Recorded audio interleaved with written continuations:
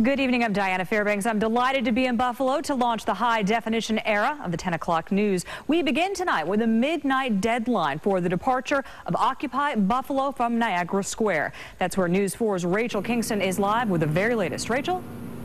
It's unclear if that midnight deadline will be enforced, but regardless, Occupy Buffalo will soon need to find a new home. Occupy Buffalo's permit for Niagara Square will not be renewed or extended. Instead, the city attorney has offered the occupiers a new agreement with different terms. Would it entail leaving Niagara Square?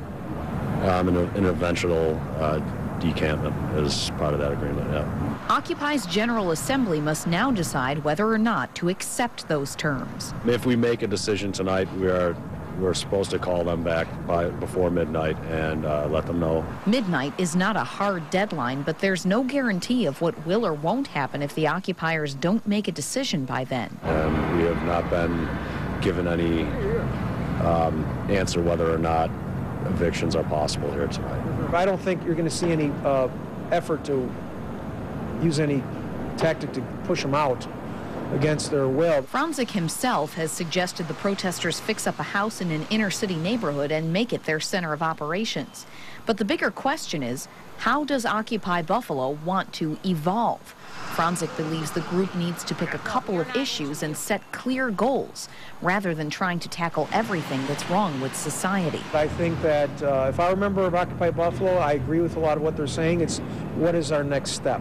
How can we translate this into higher consciousness raising and something productive? But I think there's a lot more to do with that. So it's, just to get the dialogue going, to get the public consciousness raised somewhat is just the start. But then for real change, it takes time.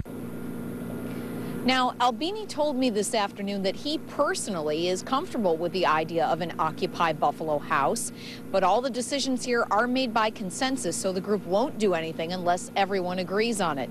Essentially, the occupiers' fate really now is in their own hands. Reporting live in Niagara Square, Rachel Kingston for the 10 o'clock news.